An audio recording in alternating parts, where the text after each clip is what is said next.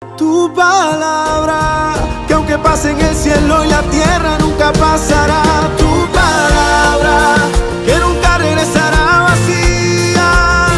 Tu palabra es mi alimento, mi delicia, cuánto amo yo. Tu palabra.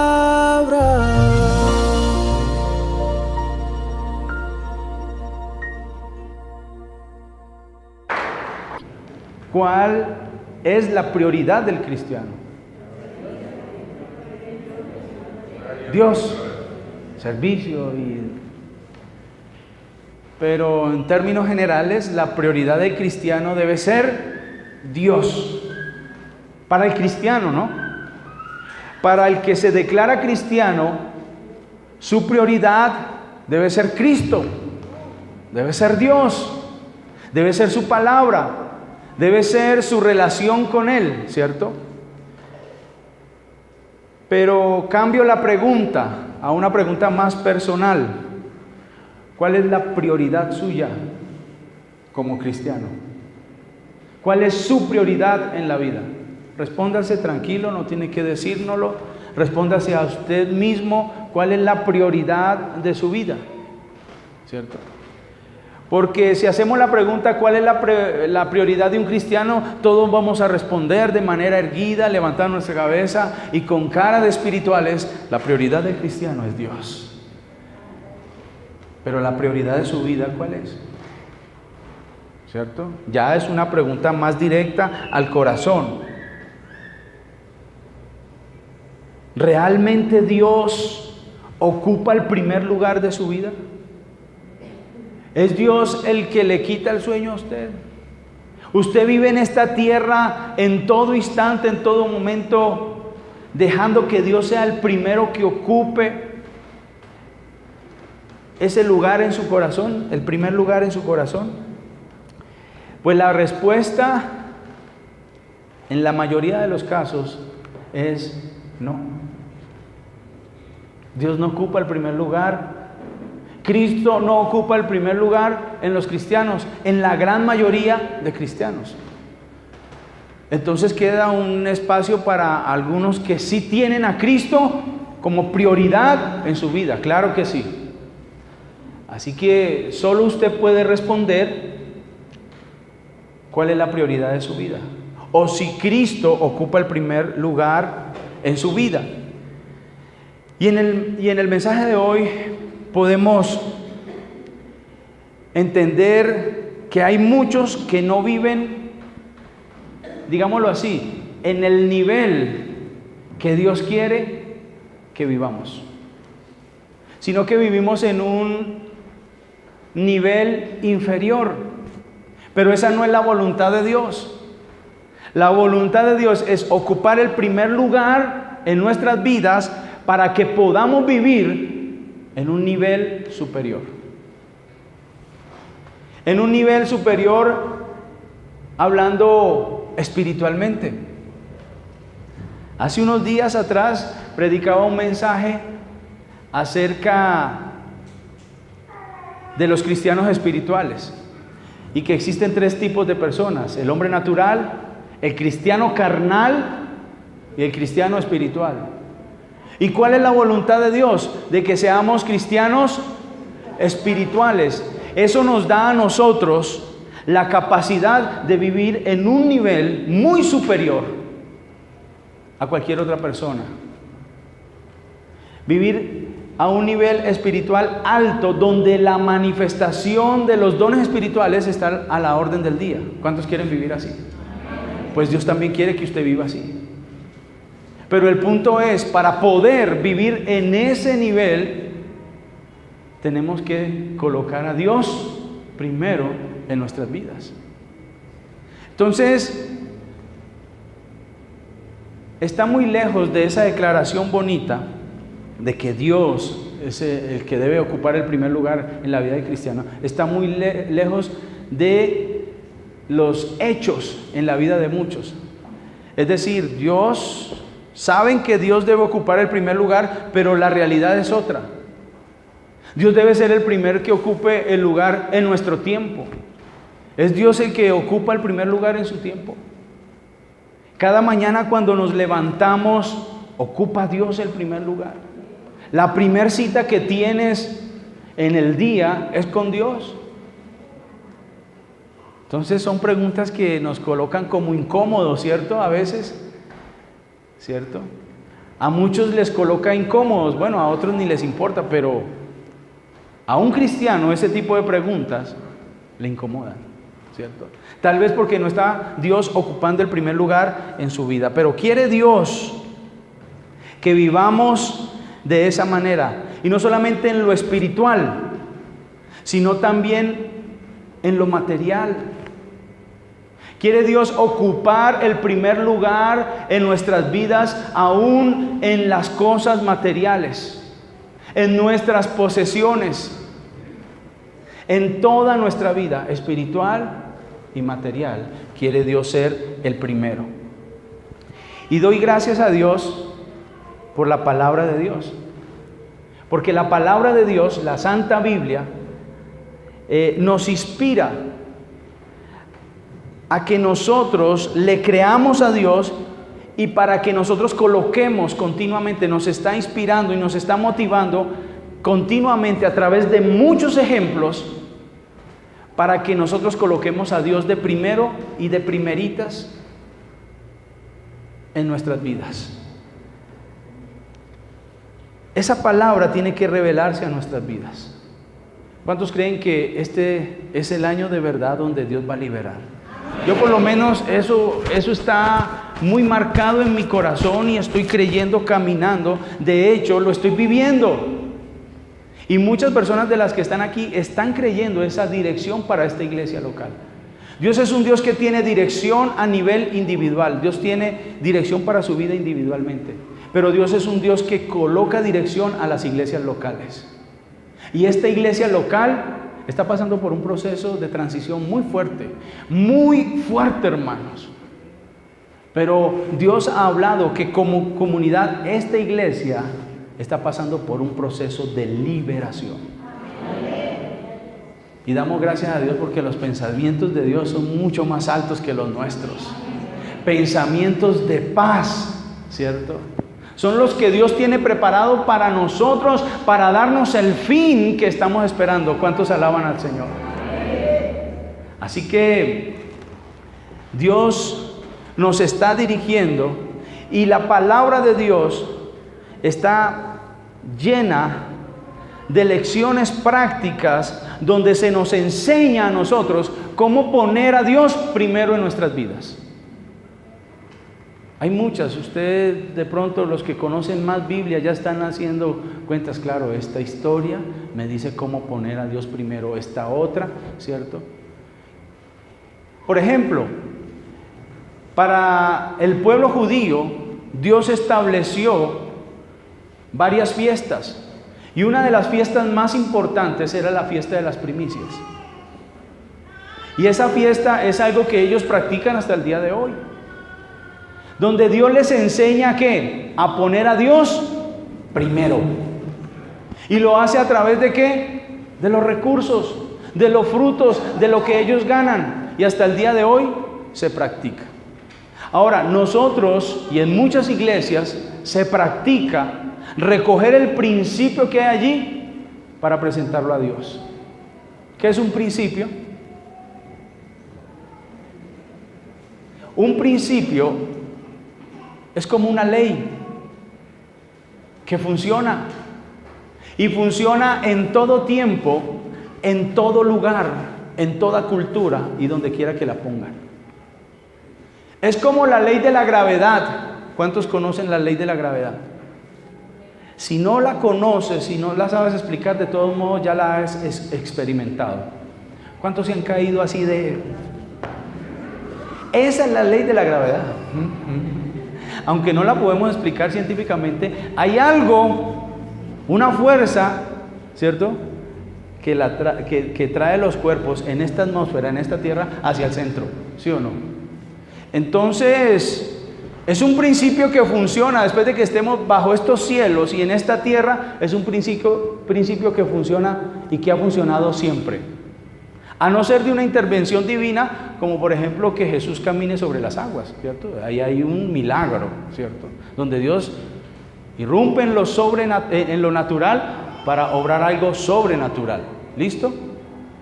Pero eso es un principio que funciona. Y cuando recogemos el principio de las primicias y lo ponemos en práctica en nuestras vidas, va a funcionar. Porque el principio dice, coloque a Dios primero y Dios lo va a bendecir a usted. Así de sencillo, ¿cierto? Ese es un ejemplo.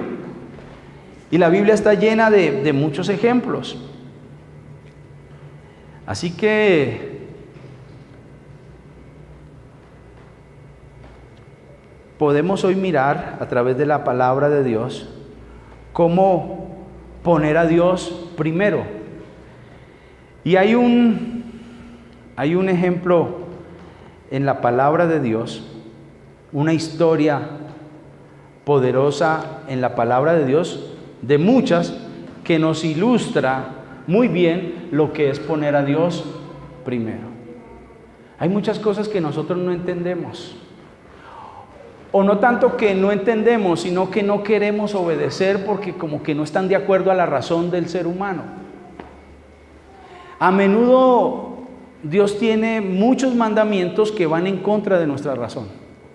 Hay mandamientos que uno dice, oiga, esto tiene lógica, ¿sí? Si Dios le dice a usted, no adultere, no se meta con otra mujer, uno sabe que en el fondo eso es lógico, ¿sí? Porque si usted se va a meter con otra mujer, eso quiere decir que va a tener otra suegra, y eso es grave, ¿sí? Bueno, es una bobada. Recuerde que yo tengo derecho a decir bobadas en el... ¿Cuántas son? 2 o 3 bobadas. Bueno, ya, va una. Listo. Pero uno, hablando de ese mandamiento, uno dice, oiga, es razonable, porque meterse uno con otra mujer, eso le va a traer problemas. Va a poner a sufrir a su esposa. Va a poner a sufrir a sus hijos. Va a poner a sufrir su economía. Usted va a entrar en una ruina. Así que es un mandamiento que uno dice, oiga, eso es lógico. Yo lo obedezco, pero hay mandamientos que no son lógicos y como que no nos gustan. Por ejemplo, ¿cuántos tienen enemigos aquí? Bueno, yo no hablo tanto de esa gente que son enemigos a muerte, pero gente que le hace la vida imposible a usted. ¿Hay alguien aquí? ¿Solo el pastor? Todos tenemos detractores. Todos tenemos gente que no les gustamos, ¿cierto? Es posible que sea su propio esposo, su propia esposa. Es posible que usted esté durmiendo con el enemigo, ¿cierto?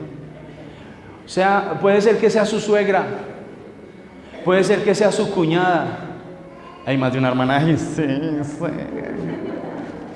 Bueno, sea quien sea, ¿sabe qué dice la palabra de Dios? Que usted debe amar a sus enemigos. Uy, no, qué pereza. Amar a este que me está haciendo la vida imposible. Y eso como que no nos gusta porque va en contra de la razón. O este otro mandamiento que uno dice, oiga, no, es que es fuerte. Si alguien le golpea a usted en la cara, según Jesús, usted debe colocarle la otra mejilla. Uy, no, eso no es razonable, eso no, como que no aguanta. Pero la Biblia dice que si alguien viene y lo humilla a usted y le pega, usted todo aporreado y dice, venga, sígame pegando aquí. Eso es algo así, más o menos, es ese mandamiento. ¿Cierto? Entonces hay mandamientos que para nosotros son ilógicos. Hay cosas que no podemos entender. Y cuando se trata de las finanzas, ahí sí que más nos duele. Si tú quieres ser bendecido y prosperado, debes poner a Dios primero en tus finanzas. Y como que eso no nos gusta. Pero esos son los diseños de Dios, que implican tener fe y obediencia en ellos para poderlos ver cristalizados y realizados en nuestras vidas. Así que depende también de su fe y de su obediencia. Y encontramos una historia en la Biblia que nos enseña cómo poner primero a Dios, pero está lleno de cosas ilógicas, de que cualquier persona no obedecería. Y es la historia de Elías y de la viuda. Y eso está en el primer libro de Reyes, capítulo 17. Allí encontramos la vida de una viuda que está a punto de morir. Encontramos la vida de Elías. Elías entra en escena y esta historia nos va a enseñar a cómo poner a Dios primeramente. Aunque los principios que están allí y las enseñanzas que están allí son un poco ilógicas para nosotros, o como que las resistimos. ¿Cuántos quieren escuchar a un Dios ilógico en esta mañana para obedecerlo? Vamos a ver. Entonces, en ese capítulo 17, antes de entrarnos a algunos versículos, nos encontramos a un Elías. Y para ponerlos en contexto, Elías viene de una gran victoria poderosa en el Monte Carmelo. Él viene de una faena ministerial poderosa, milagrosa, donde ha derrotado, primero ha retado y después ha derribado a los profetas de Baal. Había un reto, como hablan hoy los jóvenes, que les gustan los retos. Elías coloca un reto a los profetas de Baal y les dice, vamos a ver, eran 400 profetas de Baal contra un profeta de Dios. Y les dice, vamos a ver quién es el Dios verdadero. Vamos a ver quién es el creador de los cielos y de la tierra. Vamos a ver cuál es el único y verdadero Dios. Si el de ustedes o el Dios de Israel. Y aceptaron el reto. Y entonces el reto era hacer que descendiera fuego de parte del Dios de cada uno en un altar y de un sacrificio que se había hecho para que viniera y el fuego consumiera el sacrificio. Para resumir las cosas, Elías se da el lujo de hasta burlarse de ellos, porque ellos empezaron a clamar por horas a su profeta, a su Dios, los profetas de Baal, a su Dios, y clamaban para que descendiera, pero su Dios no les escuchaba. Llegó un momento que estaban tan desesperados que marcaban su cuerpo, eso era una costumbre, marcaban sus cuerpos y se sacaban sangre clamando, y Elías se les burlaba, no, eso fue que se les quedó dormido, se burlaba de ellos. Y cuando finalmente llega el turno de Elías, Elías era impresionante, era un hombre de fe impresionante. Impresionante. Dice, bueno, las voy a colocar más duro, hagamos una zanja y echémosle harta agua a esto. Y después de que hace eso, hace descender fuego del cielo. Y queda en evidencia que solo existe un Dios todopoderoso, que es Jehová de los ejércitos. Amén. A Él sea toda la gloria, la alabanza por los siglos de los siglos. Después de eso, le toca la media tareita de quitarle la cabeza a cada uno. Eso es una tarea fuerte. Si uno a veces se enreda pelando un pollo o matando una gallina, ¿cierto? A este hombre le tocó quitarle la cabeza a 400 hombres. Eso fue una jornada larga. Finalmente él sale en victoria y se va. Este acontecimiento tan terrible ocasionó la ira del rey Acab y la ira en especial de su esposa Jezabel, que era una adoradora de Baal.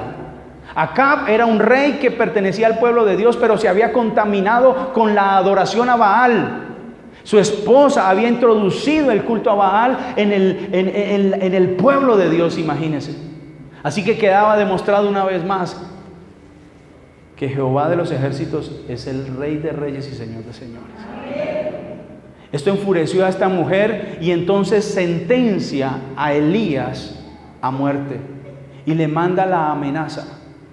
Y de una manera especial, Elías, un hombre que se le ha parado a 400 hombres y los ha degollado, al otro día estaba muerto de miedo por la amenaza de una mujer. Es que hay mujeres tremendas. Y esa mujer era terrible. Ella dominaba el reino, dominaba a su esposo y dominaba el reino. Y esto trajo una crisis en la vida de Elías, y entonces Elías huye, se esconde, y entonces entra en depresión, perdió su valor, huyó. Y a Dios, como siempre, ese Dios de infinita misericordia, le toca intervenir en la vida de Elías. ¿Cuántos han leído la historia? Él interviene, le da aliento, le habla, es decir, no lo abandona. ¿Cuántos han estado así en esos tiempos? Es posible que usted haya estado en tiempos de victoria y de gloria, pero al otro día esté caído, derribado, y viene Dios nuevamente por su infinita misericordia y lo levanta. Esos son tiempos hermosos. Y ahí está Elías en las manos de Dios y Dios interviniendo. Y hay una gran hambruna en toda la región. No había comida. Y Elías está por allá en un arroyo que se llama el arroyo de Querit. Dios lo bendice de una manera especial. En medio de la crisis, en medio de su huida, Él le manda comida de una manera especial, a través de los cuervos. Y fuera de eso lo coloca junto a un arroyo donde podía beber. Pero llegó un momento en que el agua se secó, el arroyo se secó, y se desató una hambruna en toda la región. Y aquí empiezan los mandamientos ilógicos de Dios para la vida de Elías. Se le acabó el sustento. Ahora Dios le dice que tranquilo, que la coja suave, que lo va a sustentar. Mire lo que dice primer libro de Reyes, capítulo 17, versículo 7. Mire lo que dice. Ahí fue cuando entró en la parte más crítica. Dice, pasado algunos días se secó el arroyo porque no había llovido sobre la tierra. Así que hubo una hambruna en aquel entonces, en esa región, en toda la tierra. No había comida, no había agua. Y ustedes saben lo que es no tener agua. ¿Hay alguien que se le ha ido el agua un día y que lo hayan cogido sin reserva? Uy, hermano, esa entrada al baño es terrible, ¿sí o no? Sigamos, versículo 8. Versículo 8. Vino luego a él palabra de Jehová diciendo, viene el mandamiento, pero el mandamiento está cargado de ilógica humana. Y dice, levántate y vete a Sarepta de Sidón y mora allí. He aquí, yo he dado orden allí a una mujer viuda que te sustente. Uno lee eso y usted no le para bolas a eso, que se va a ir para Sidón de Sarepta, porque una viuda lo va a sustentar. De pronto no tiene nada de importancia porque de pronto no conocemos el contexto de este pasaje. Pero cuando sabemos qué pasa en la ciudad de Sidón, ¿cierto? En Fenicia, en el país de Fenicia, y quién es la que lo va a sustentar, pues dice, uy, esto es una cosa ilógica. Sarepta de Sidón está ubicada de ahí del arroyo de Querit a Sidón hay 160 kilómetros. ¿Cuántos han tenido hambre? Y que les toque de pronto hacer una larga caminada con hambre. A ver, ¿a cuántos les ha pasado? Uy, caminar con hambre es bravo, ¿sí o no? Y Dios le dice, váyase para Sarepta de Sidón, a 160 kilómetros. Yo hice más o menos las cuentas y es como ir de aquí un poquito más allá de Girardot. A Girardot hay 140 kilómetros, 20 kilómetros más. ¿Ah? ¿A dónde? Ibagué.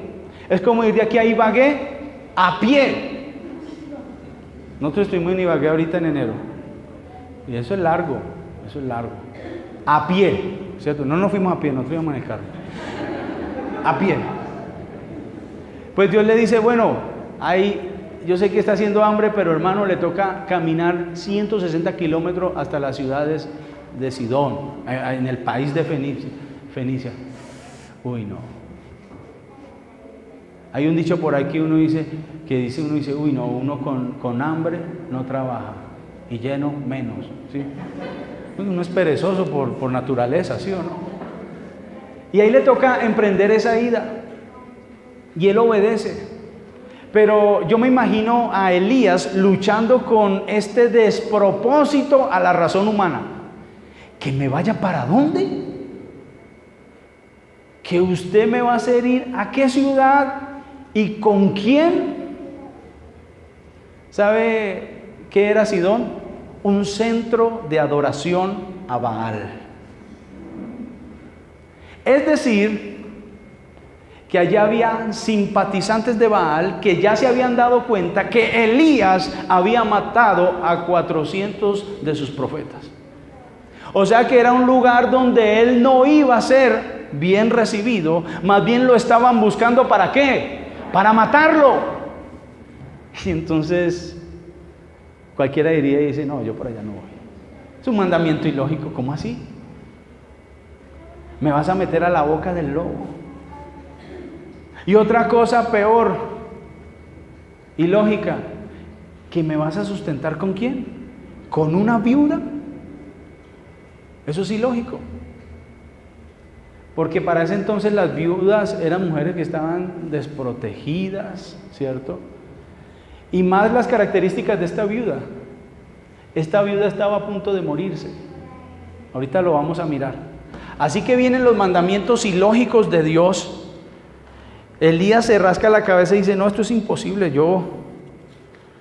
cualquiera podría decir, no, yo por allá no voy. Por naturaleza, cualquier persona dice, esa propuesta y ese consejo, yo no lo voy a acatar. Así como muchos de los mandamientos que Dios nos manda hacer a nosotros.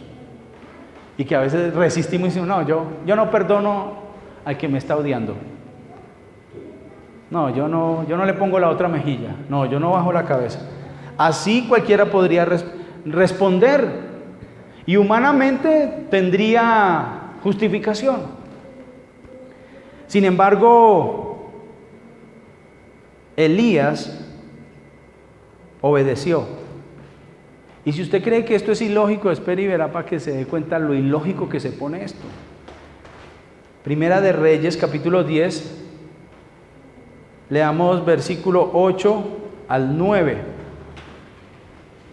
Él recibe, dice, bien, 17:8.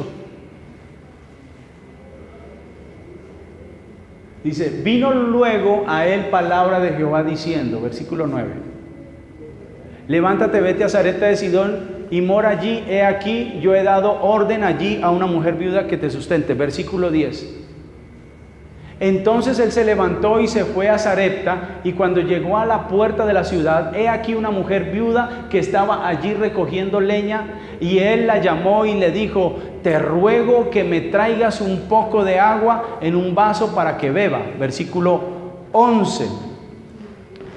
Y yendo ella para traérsela, él volvió a llamar y le dijo, te ruego que me traigas también un bocado de pan en tu mano. Versículo 12. Y ella respondió, vive Jehová tu Dios, que no tengo pan cocido, solamente un puñado de harina tengo en la tinaja y un poco de aceite en una vasija. Y ahora recogía 2 leños para entrar y prepararlos para mí y para mi hijo, para que lo comamos y ¿qué? Nos dejemos morir. ¿Qué había en la tierra en aquel entonces? Una hambruna. Nosotros sabemos que es hambruna por nuestro país vecino Venezuela. Allá hay gente desnutrida, han habido crisis muy fuertes, ¿cierto? Pues bien, esta hambruna era algo peor. Ya la gente se estaba muriendo de hambre literalmente. Así que nos vamos a comer esta comida y nos vamos a morir. Elías finalmente obedece y cuando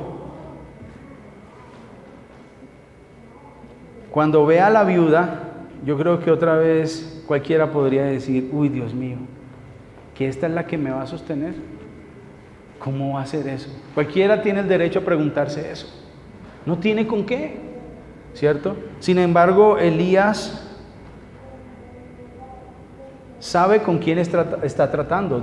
Elías era un siervo de Dios, un profeta de Dios, acostumbrado a las cosas de Dios, al altar de Dios, a los mandamientos de Dios. Así que Elías está obedeciendo. Yo simplemente quiero traer cómo sería eso en la vida de una persona que no esté disciplinada en los mandamientos ilógicos de Dios.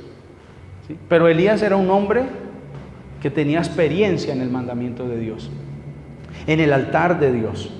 Así que lo vemos aquí obedeciendo al Señor. Pero ahora la que se empieza a hacer las preguntas es ¿quién? La viuda. Este man que pitos flautas. ¿De cuándo acá? ¿De dónde salió este profeta? Este pastor. Cualquiera que viera a este hombre hacer semejante petición, lo va a tratar como un vividor y como un oportunista. ¿Sí o no? Al principio le pide que un vaso de agua. Bueno, un vaso de agua no se le niega a nadie. ¿Sí o no? Ese es el dicho. Un vasito de agua no se le niega a nadie. Así que la viuda dice, yo le traigo agüita, tranquilo que el agua yo se la consigo. Aunque está escasa, pero la consigo. Pero que cuando iba para allá le dijo, tráigame de comer. Y entonces ella le cuenta su situación. Yo solamente tengo un poquito de harina, tengo un poquito de aceite, voy a hacer ahí una mezcla. Traigo estos 2 leños para hacer una fogata y cocinar algo ahí, me como eso y me muero, llena pero me muero. Bueno, esa es la última comida porque ya no tenemos fuerzas, ¿cierto? Es lo único que hay, ya no hay nada más, va a tocar dejarnos morir de hambre, ya es lo último que nos queda. Y ella se resiste al principio. Si esa situación estuviera en manos de muchos hoy día, ¿cuál cree que sería la respuesta? Bueno, yo he escuchado muchas respuestas. Hay gente que dice, oigan a que yo le tengo que dar para ser prosperado, que primero le tengo que dar a Dios para ser prosperado. Si Jesús estuviera vivo hoy día, lo cogerían y le darían palo como a muchos. Pero Dios sabe la fuerza tan grande y la inclinación tan grande que nosotros tenemos hacia las cosas materiales y hacia el dinero. Por eso Él nos enseña muchas cosas en la palabra de Dios acerca de las finanzas y de cómo colocar a Dios primero. Así que cualquiera podría interpretar que este profeta es un falso profeta y es un predicador mentiroso, oportunista. Pero aquí vemos a Elías aplicando los principios ilógicos de Dios. A veces nosotros nos encontramos en aprietos económicos. ¿Cuántos han estado en aprietos económicos? Como no tenemos para pagar una factura, como se nos venció la cuota y esta es la segunda cuota y algunos hermanos están reportados hasta en la Interpol. Todo el mundo ya está reportados.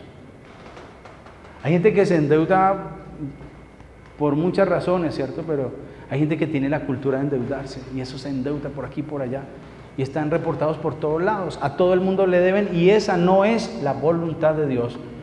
Por eso yo creo que si hacemos caso y estamos atentos a todo lo que Dios nos va a hablar, no solamente hoy, sino de aquí en adelante, vamos a poder ser libres de las deudas. Así que esté muy atento a la instrucción que Dios estará dando en las próximas semanas. Aquí el profeta Elías está aplicando esos principios. Y muchas personas se resistirán a eso, pero muchos otros dirán, eso es verdad porque lo he experimentado. Aquí hay personas que han experimentado la obediencia a Dios y hemos podido decir que Dios cumple con sus propósitos, con sus mandamientos y con sus promesas. Que si Él nos coloca a hacer algo es porque dentro de esa actividad hay sabiduría de Dios, y lo que Dios quiere para nosotros es libertarnos. Pero a veces somos muy desconfiados. Allá cada quien con la información que hoy reciban. Habrán unos que lo crean y habrán otros que lo rechacen. Yo no estoy predicando aquí para sacarle una ofrenda a la fuerza a usted. Dios me ha colocado para predicar la palabra de Dios, la que trae libertad a nuestras vidas. Y la Biblia dice: conoceréis la verdad y la verdad os hará libres. Si usted obedece o no obedece, es su decisión. Amén. Así que quiero darle 3 aspectos de cómo poner a Dios primero.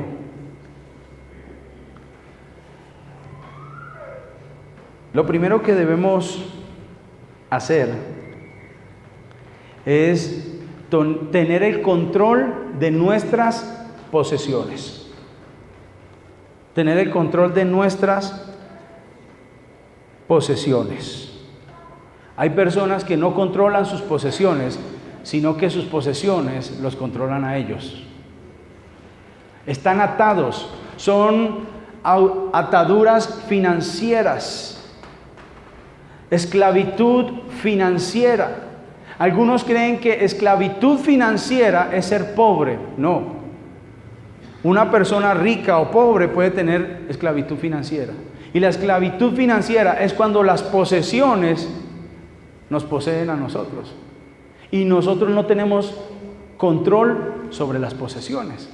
Entonces, una manera de colocar a Dios primero es teniendo el control de las posesiones.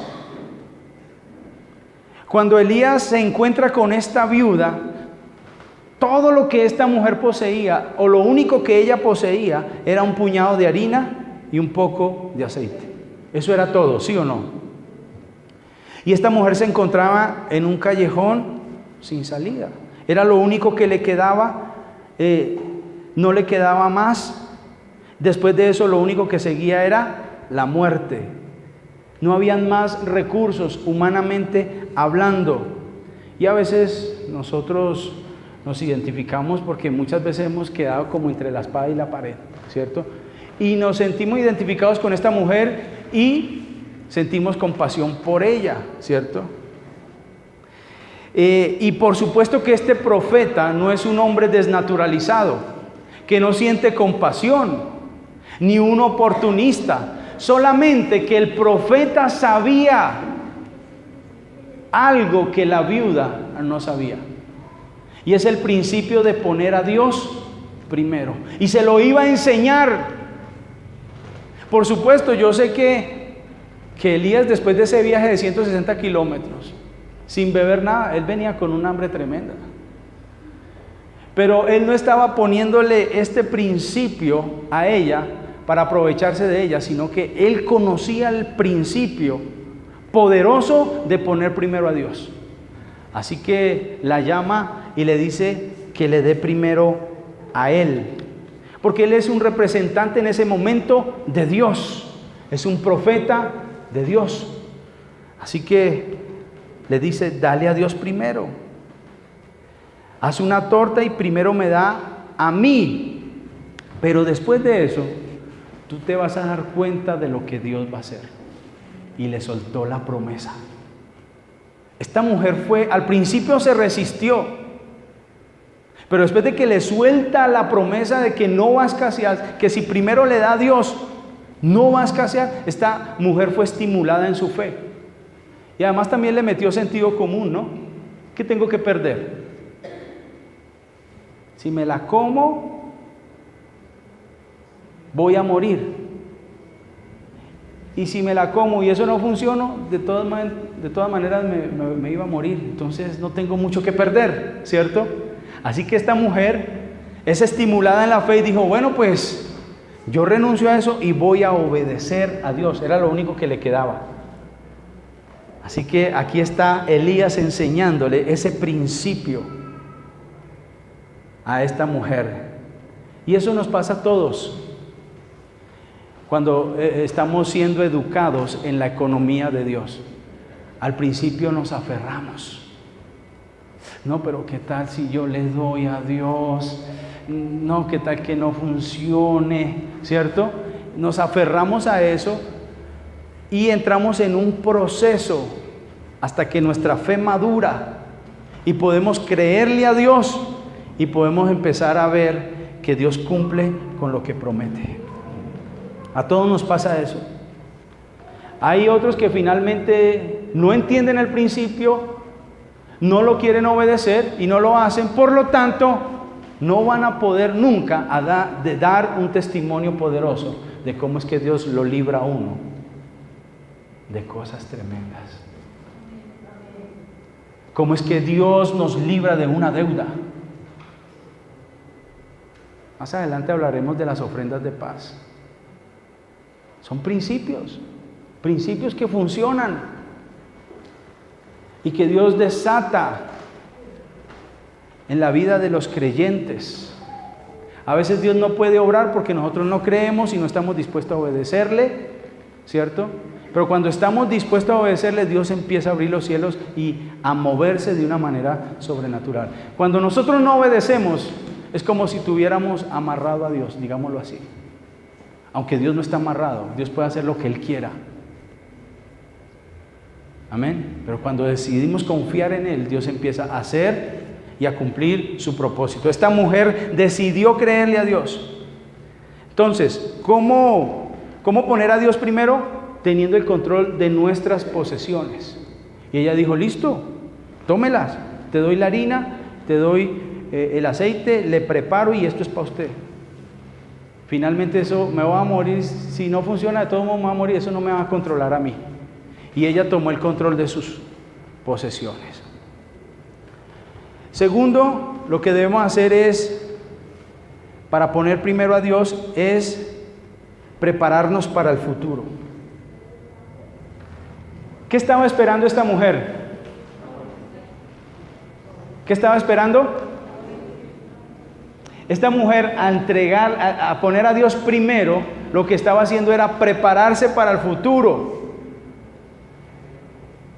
Humanamente, para ella, lo que le esperaba era la muerte, pero cuando empezó a ejercer el principio de poner primero a Dios, ella preparó su futuro. Ella resolvió entregarle su futuro a Dios. Cuando yo le doy primero a Dios, yo estoy resolviendo entregarle el futuro a Dios. Y alguien dice, no, pero ¿cómo es posible? Dios me pide lo primero. Dios me pide un diezmo. Cuando yo diezmo, yo estoy diciéndole, yo confío en ti. Hay una ilustración muy linda de un hombre que llegó donde un misionero, y esta es una historia de la vida real. Llegó donde el misionero y le dijo, misionero, le traigo mi diezmo, y le trajo un pescadote impresionante al misionero. Y dijo, pero tremendo, ¿y dónde tienen los otros pescados? Están en el río. Fue y pescó uno y se lo llevó, dijo. ¿Y dónde están los otros? Están en el río, voy a ir a pescarlo. Muy bonita ilustración, porque eso es entregarle el futuro a Dios, y eso se llama fe. Y eso es prepararse para recibir la economía de Dios. Dios nos va a preparar este año para caminar en la economía de Dios. Cuando les digo que Dios nos va a liberar de las deudas, no va a ser algo que va a salir así nomás, sino que tenemos que tener un plan estratégico y obedecerlo, y verá cómo Dios nos va a bendecir. Porque es que las deudas traen opresión. En estos días hablaba de eso. El 31 hablaba de que Dios ha venido a libertar, ¿a quién? A los oprimidos. A los oprimidos. Y los bancos lo único que hacen es oprimirnos. Las deudas, a oprimirnos. Amén. Así que cuando le damos a Dios nos estamos preparando para nuestro futuro. Y lo otro es, cuando ponemos primero a Dios, debemos activar la fe que está por encima de lo que vemos. Nosotros no andamos por vista, sino por fe. Y al principio eso es algo difícil, hasta que nos disciplinamos en esa realidad. Porque a medida que vamos avanzando, si obedecemos, vamos a ver que lo que Dios nos está mandando a hacer es cierto. Esta mujer fue activada, su fe fue desarrollada. Mire lo que pasó. Capítulo 17,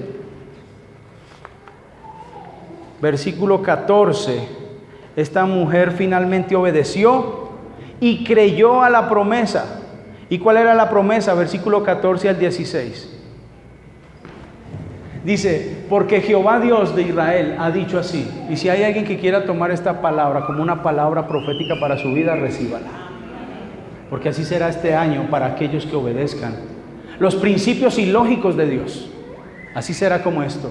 Porque Jehová Dios de Israel ha dicho así: la harina de la tinaja no escaseará, tus recursos no escasearán, ni el aceite de la vasija disminuirá, hasta el día en que Jehová haga llover sobre la faz de la tierra. Quiere decir que no va a haber, aquí hay un nivel de economía y es un nivel de suficiencia. Pero a medida que avancemos en la fe, va a llegar un día donde Dios va a hacer llover y nos entrará a otro nivel que se llamará abundancia o sobreabundancia. Esta mujer estaba en un nivel de ¿qué? De escasez. Y por la misericordia de Dios y por la obediencia que ella tuvo, entró a un nivel de suficiencia. Pero iba a hacer llover, iba a llegar un momento de abundancia. Y hay otro nivel que se llama sobreabundancia. ¿Cuántos quieren recibir esa palabra hoy? ¿Cuántos quieren caminar bajo esa dirección? Así será. Pero se requiere tener fe. Esta mujer creyó a esta palabra. Versículo 15. Entonces ella se fue e hizo como dijo Elías. Le costó creer, porque al principio dio las razones, pero finalmente ¿qué dice? Hizo como le dijo Elías. Y comió él y ella y su casa, ¿cuánto? Muchos días. Algunos están diezmando a veces pensando que eso es como el chance. Y por eso se desertan y no perseveran. Hay que ser fiel a Dios. Y nuestra economía irá de aumento en aumento, de gloria en gloria. Por eso es que muchos dicen, no, esto no resultó. No, pongas a hacer chance mejor, de pronto le cuaje, ¿cierto? Así no funciona en Dios. Dios quiere que confiemos, fe, sinónimo de confianza, y que perseveremos en la confianza y que le creamos a la voz profética de la palabra de Dios y caminemos en ella y le demos a Dios lo primero. Y lo primero es, en cuanto a las finanzas, es el diezmo. El diezmo es un sistema que Dios creó, no el hombre creó, fue Dios el que creó para sostener su obra. Ese ha sido el diseño de Dios durante toda la existencia humana para sostener a su pueblo, para sostener la iglesia. ¿A través de qué? De los diezmos y de las ofrendas. No existe otro método. Ojalá esta iglesia se sostuviera con algunos recursos que pudiéramos bajar del gobierno, pero ¿ustedes creen eso? ¿Ustedes creen que detrás de nosotros hay un Donald Trump mandando plata? ¿O un duque financiando la obra misionera en Colombia? Olvídese. Cada iglesia se sostiene de los recursos de gente que le cree a Dios. Amén. Bien, y versículo 16. Y la harina de la tinaja no escaseó. Ya no era a nivel de escasez, sino de suficiencia, dice. Ni el aceite de la vasija menguó, conforme a la palabra que Jehová había dicho por Elías. Cuando mínimo vamos a entrar, cuando somos obedientes a Dios, a su principio y de ponerlo primero a Él, por lo menos usted va a entrar en el nivel de la suficiencia. Y ya ahí vas a estar ganando. Pero va a llegar un día en que va a llover y la economía va a entrar en abundancia. y después en sobreabundancia. Los que conocen esta historia saben que esta mujer después tuvo otro episodio de fe. Impresionante. Su hijo finalmente se murió, no de hambre. En otra ocasión, más adelante, él vivió ahí. Él vivió en la casa de la viuda durante un tiempo. Por supuesto que había estrechado las relaciones afectivas impresionantemente. Y el muchacho se murió de algo. Y ella pensó, este profeta, ¿qué tienes conmigo? Y bueno, ya conocen la historia. Dice que él se lo llevó para el cuarto, se echó sobre él y Dios le dio vida. Mire, cuando empezamos a poner a Dios primero en nuestras vidas, vamos a empezar a caminar y vamos a crecer y vamos a empezar a experimentar cosas sobrenaturales. ¿Sabe qué pasó con ese muchacho? Murió, pero resucitó. Eso es una resurrección. Cuando ponemos a Dios primero, las cosas sobrenaturales se activan en nuestras vidas. ¿Cuántos lo creen? ¿Cuántos se alaban al Señor por eso? ¿Cuántos se aferran a esta palabra?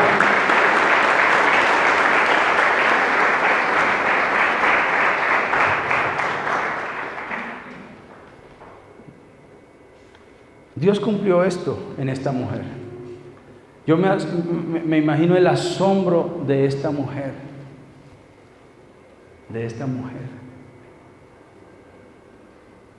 Ver cómo le dio lo poquito que tenía y después servir más comida para ella y para su hija. Y después muchos días en cosas pequeñas, porque era pequeño. Dios ha sido bueno con nosotros.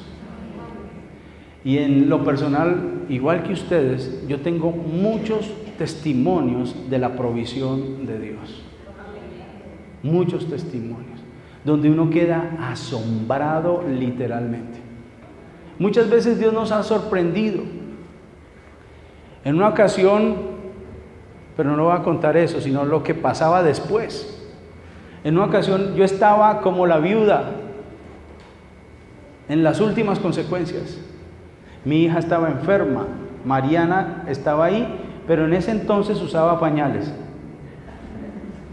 Era chiquitica y no teníamos para los pañales. Y estaba enfermita. Y ese día no teníamos almuerzo. Y yo ya servía al Señor. Y yo me fui para la oficina y lloré. Y eran las 4 de la tarde y ellas allá y yo en la oficina llorando, Señor, ¿por qué? Dios hizo algo tremendo, pues después me fui. Y lo único que teníamos era un reloj que nos habían regalado, muy costoso, de un hermano. Un reloj muy costoso. Me lo trajo de Miami y lo hizo en gratitud porque él es un discípulo. Bueno, estuvimos trabajando con él un largo tiempo y él me lo trajo. Y yo lo tenía ahí y yo a veces me lo ponía. Era como enchapado en oro, no sé, era una cosa severa. Y yo decía, esto como que no va acorde a mí. Y yo lo tenía muy valioso. Y recuerdo que ese día yo dije, voy a empeñar eso, lo voy a empeñar. Los afanes de este mundo. Yo tengo que suplir. Entonces yo le dije a mi esposa, lo vamos a empeñar, mi amor. Y ella, mejor dicho, se puso brava conmigo. ¿Qué le pasa? ¿Qué le pasa? ¿No se acuerda la experiencia que tuvimos con el empeño hace años? Porque nosotros habíamos renunciado a no empeñar las cosas. Un día empeñamos unas cosas, iniciando el ministerio, casi que no recupero como unas cositas de oro que teníamos. Hasta que la recuperé y dijimos, nunca más. Y ese día era lo único que era yo, pues voy a empeñar. Y ella me sacó y me dijo, no señor, usted no va a empeñar eso. Ah, entonces lo vendo. Esa es la solución, lo vendo. Y yo, no, usted no lo va a vender. Y yo, Estábamos alegando ese día. Estábamos peleando porque ustedes saben que las crisis económicas ponen en aprieto a las parejas, ¿cierto? Ponen tensión. No, y yo, ¿cómo que no? Lo voy a vender, yo no voy a dejar que la niña, mire, se va a quemar y todo esto, ¿qué vamos a hacer? Y la comida y todo eso. Yo, no, señor, usted me hace el favor y siembra ese reloj. Yo, siembra ese reloj, Dios mío. Y de una me dijo, listo, tral. Yo había estado predicando por allá en un encuentro y había otro predicador que Ese día fui yo todo elegante a predicar a ese encuentro. Me dijo, qué reloj tan lindo. Y yo, sí o no. Y lo escondí porque era mi reloj. Era mi reloj. Gracias por el cumplido. Y ese día cuando me dice, usted siembra ese reloj y vamos a confiar en Dios. Yo, listo. Y de una me vino a quien tenía y lo llamé, es gerente. Ni siquiera necesitaba ese reloj. Él tiene plata. Y lo llamé, hermano, usted puede salir un momentico a la puerta, ya le caigo que le voy a entregar algo. Dijo, bueno, hermano. Y fui, lo llamé, me fui en la cicla. Cuando eso andaba en cicla, llegué y le dije, hermano, no me pregunte, pero tome. Y el man me miró así y de una empezó a llorar, no sé por qué. Dijo, no me pregunte, chao. Y yo me fui. A partir de eso, eso era lo único que tenía. Y de ahí para allá empezaron a suceder cosas muy tremendas de sostenimiento. Cosas tremendas. Esa misma tarde nos llamó una hermana que no se congrega, que no es de la iglesia. Pastor, Dios lo bendiga, una ofrenda le tengo. Y vino y nos trajo una ofrenda. No, me tocó ir a recogerla esa vez. Y ese día solucionamos. Pero a partir de ahí entramos en una economía que se llama suficiencia. Hasta el día de hoy no ha faltado nada. Y siempre ha habido para pagar los recibos, siempre, cuando le entregué todo y lo único que tenía a Dios. Pasó un tiempo, bueno, muchas cosas, pero le cuento cosas que lo sorprenden a uno, y yo creo que esta mujer se sorprendió así.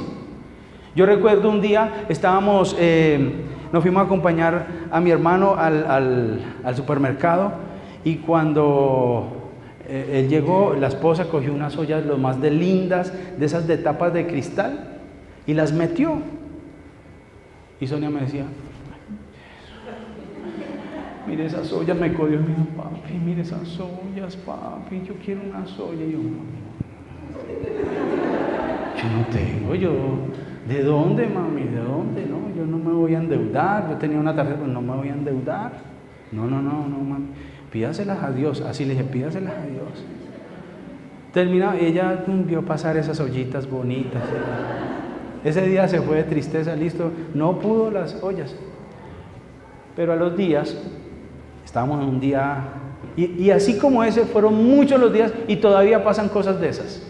Que uno dice, oiga, no escasea, y yo sé que ustedes pueden contar testimonios como eso, sorprendentes, detalles donde Dios está ahí. Entonces resulta que ese día no había mucho dinero,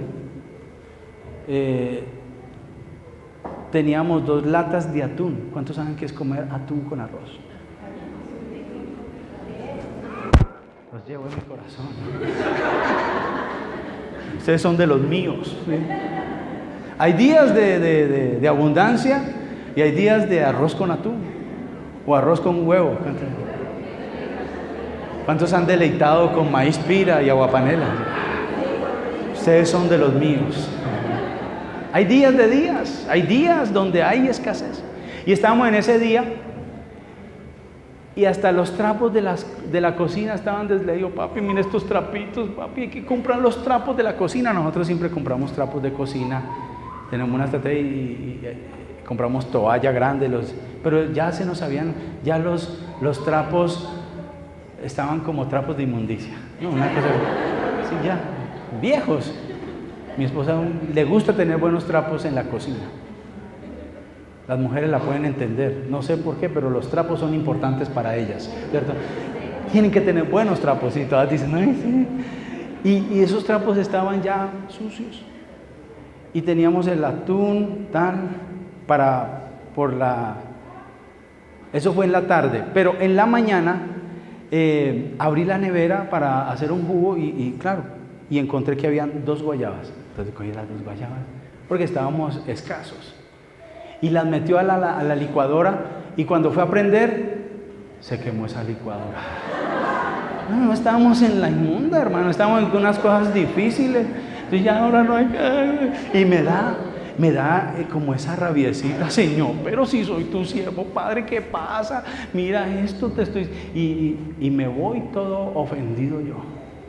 Y me voy para el supermercado, me vende una licuadora. y saqué la tarjeta.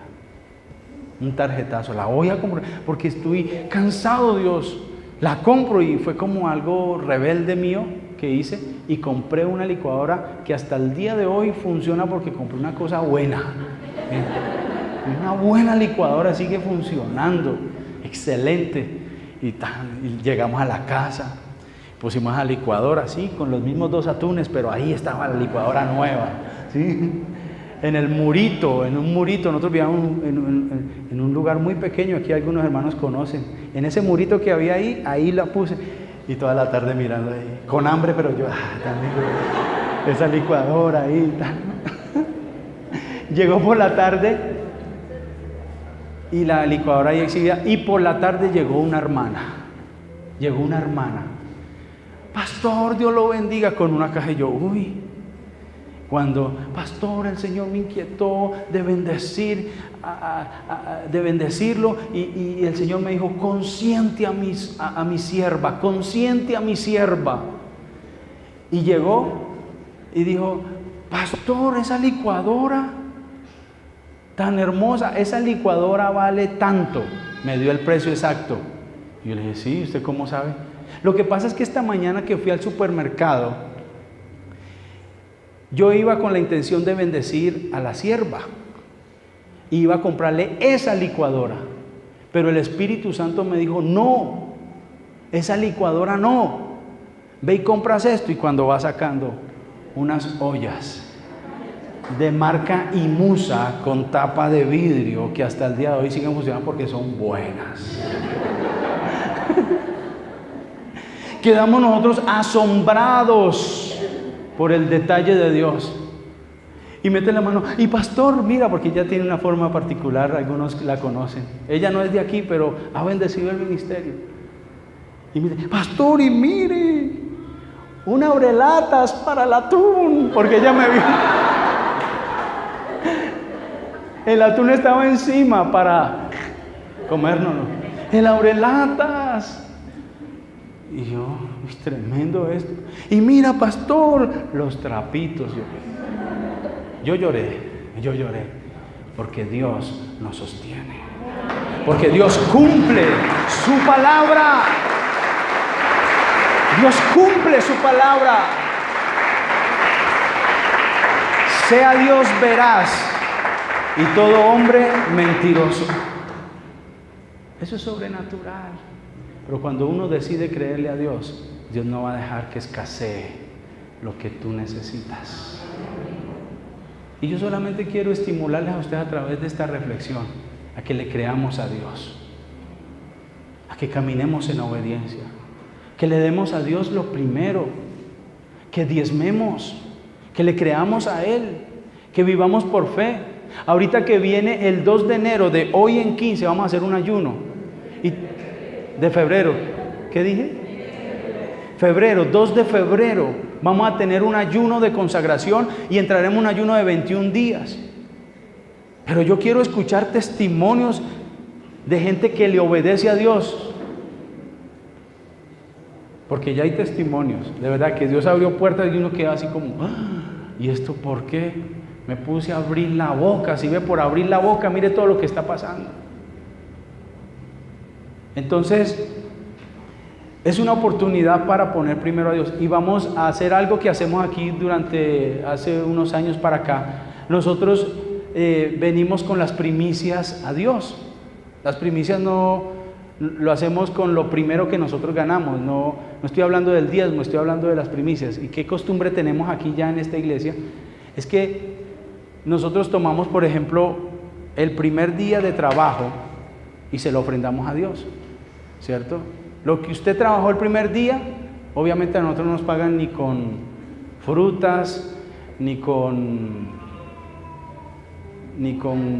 ganado, ni nada, sino no somos agrícolas, a nosotros nos pagan con billetes.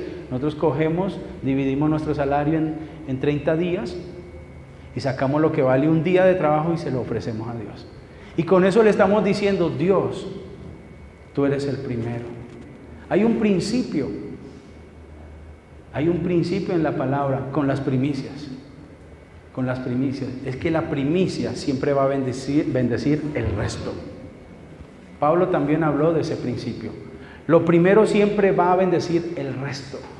Así que es una manera de decirle, Señor, aquí te traigo lo primero, mi esfuerzo para ti, para que mi vida sea bendecida. Son principios. Si usted no lo hace, tranquilo, Dios no lo va a exterminar del pueblo de Dios, tranquilo. Pero Dios quiere que usted le crea a Él y empiece a caminar en otros niveles. Amén. Así que les estimulo desde ya para que vayan procesando esta palabra y ustedes tomen la decisión. Vamos a orar y a darle gracias a Dios por su palabra en el nombre de Jesús.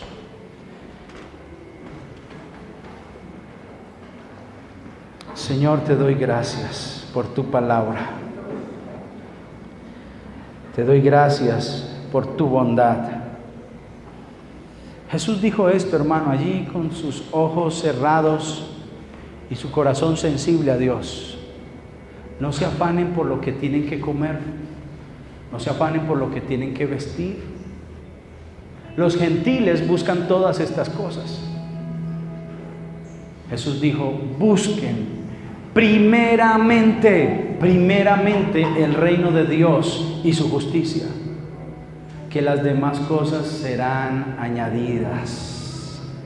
Buscar primeramente a Dios es cada mañana darle los primeros minutos a Él, el primer tiempo a Dios.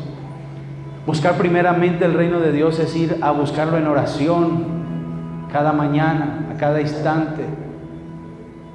Cada vez que tú haces algo, siempre estás pensando en Él. Eso es primeramente buscar a Dios. Buscar primeramente a Dios es ofrecerle esos talentos tan preciosos que tú tienes. Y no te los guardas para ti o para el mundo. Dice, Señor, esto que me diste no solamente será usado para ganar plata, para usarlo, sino que te los quiero ofrecer a ti. Eso es buscar primeramente el reino de Dios. Ofrecer tu tiempo, tus habilidades, tus talentos.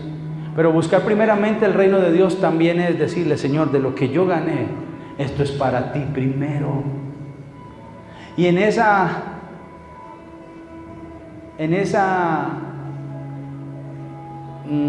actividad estaremos diciéndole a Él, tú ocupas el primer lugar en mi vida.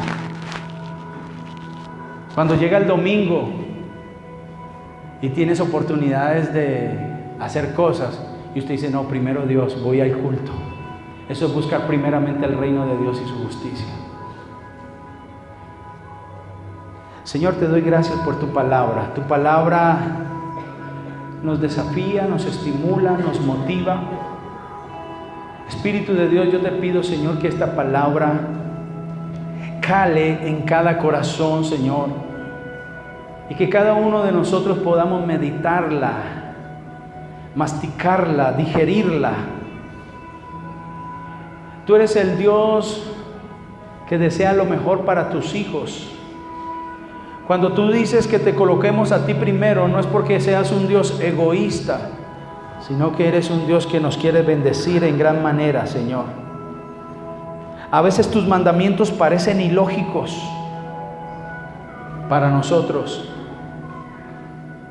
pero tú eres el Dios que dice, no te he dicho que si crees verás la gloria de Dios.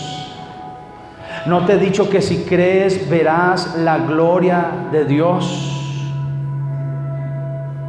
Tu palabra dice, Señor, que sin fe es imposible agradarte. Tu palabra dice, Señor, que el justo por la fe vivirá. Hoy quiero caminar creyéndote a ti, Señor.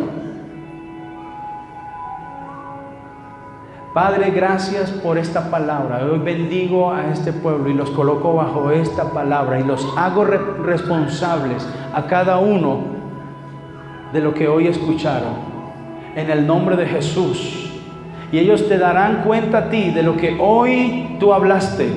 Hoy los bendigo porque sin duda, Señor, y es mi fe que muchos se pondrán en línea, Señor, a obedecer tu palabra. Así que te pido que les abra los cielos desde ya y que les sorprendas de una manera especial.